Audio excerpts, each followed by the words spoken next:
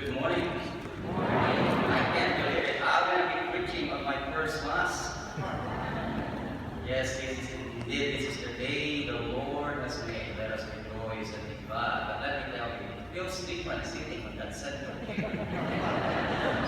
One time, Father Doyle asked me when this was under construction, and a lot of you remember that. He told me, come on and try and sit down there. So I did. But right now, I have the right to sit here. Before I was sort of like crying. For the past weeks, I downloaded an app on my cell phone. It's called delos Santos. My brother, even Matthew, knows that. Even Juan Suarez, he knows that.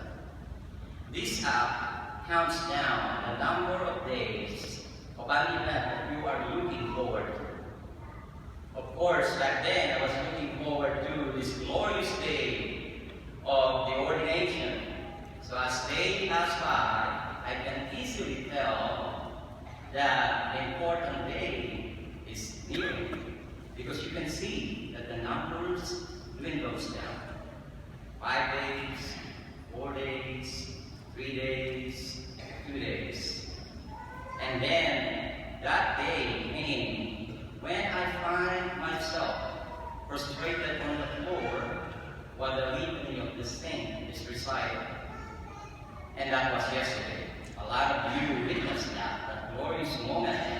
So that glorious event is over. Now, what was on my mind when I woke up this morning? As I opened my eyes, I said to myself, I am already a priest. And then I moved, and I said, yes, I am a priest.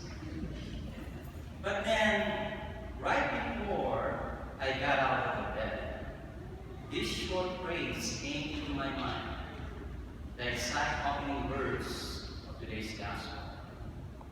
Do not let your hearts be troubled. You have faith in God, have faith also in me. You see, our faith tells us that God communicates with us whether we know it or not, by continuously creating and redeeming us. God shares personally with us even when we do not know that sharing is happening. The thoughts that I have when I open my eyes, reminding me that I am a priest now, and that assurance that do not let your hearts be troubled, that is a proof of God's communication with us. Because life itself communicates God to us. Everything that there is a communication of God to us. Sometimes we marvel, right, at the beauty of the nature. The sunrise, the sunset, whatever it is, we are mesmerized. I am so proud of St. Rose, because look at these stained glasses. That itself is a communication of God with us, reflecting the different stories of the life of Jesus. Look around you. The church is almost filled up. Your presence here right now is not because of me. It is not because of the big reception after the Mass. Because I heard there's big joy. So I don't think it's not because of me, the reception. Your presence here is God's communication with us, showing us how much we appreciate the gift of priesthood.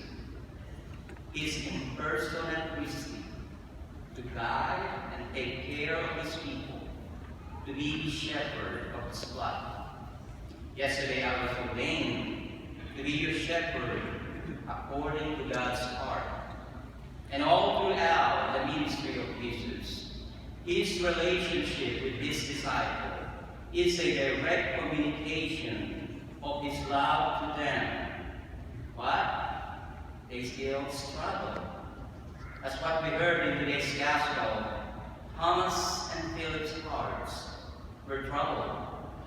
Thomas is so worried How can we know the way? And Philip is looking for evidence. He wants something concrete.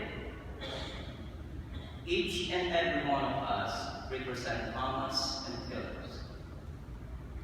They believe in Jesus for salvation, just like us. And at the same time, struggle with Jesus during their daily lives.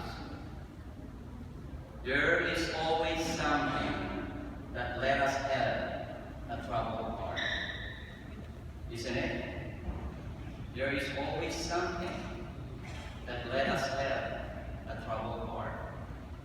God once said to the prophet Isaiah, "As a mother comforts her son, so will I comfort you." How great it is to have God uses a mother's comfort as an example of His care for us, to care for us in our troubled heart.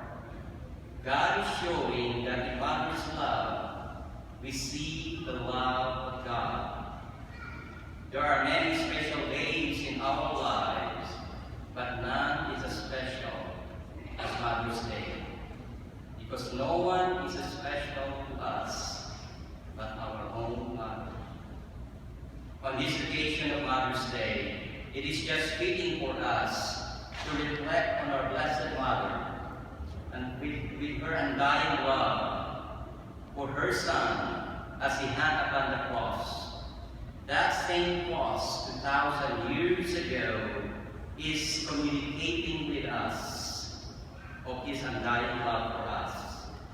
The presence of the Blessed Virgin Mary at the foot of the cross, it tells everything. Just think about it. Picture this. Mary is standing at the foot of the cross. It tells everything. The closest love to God's love is to witness the love of a good mother. Let me repeat that.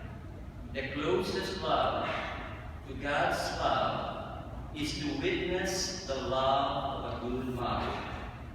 And to all mothers present here today, and to those whose role is just like a mother, to the daughters and sons of Christ, you know that your heart is troubled when your child is sick or in pain. You know that your heart is troubled when your child has difficulties in life. You know that your heart is troubled when there's something wrong within the family. And why is that? Because you know what is best for your family. That stillness of the Blessed Virgin Mary at the foot of the cross is in your heart. 6 years ago, my mother died. Just a week before my scheduled interview as part of the process of entering the seminary. I could have easily said no to that interview because I was grieving. My heart was troubled, just like Philip and Thomas. Still I went. And here I am now, standing on the same place where I say goodbye to my mother. And right now I'm standing here, on the exact place where I am preaching my homily for my first Mass. She knew that I was planning to enter the seminary. And when I told her, she responded by saying, God's will. Indeed, it's God's will. Everything that we have in life is the will of God. Was her heart troubled when she heard that I am planning to enter the seminary? I don't know. All I know is that this cross is the solution to our troubled hearts. Have faith in God and have faith also in me. The same faith that I had for the past 6 years of my priestly formation. It is Jesus' desire that we all come to faith, believing in Him as our personal Savior. Jesus wants each and every one of us to realize, apart from Him, there is no hope. But we heard in today's Gospel, Thomas said, he asked, how can we know the way? Jesus is the only way. If we are to be saved and reconciled with God, we must come by the way of the cross. So we need to thank God for revealing His true nature through the love of our Mother. And that gives us the eyes to see and the hearts to respond. To all mothers, happy Mother's Day.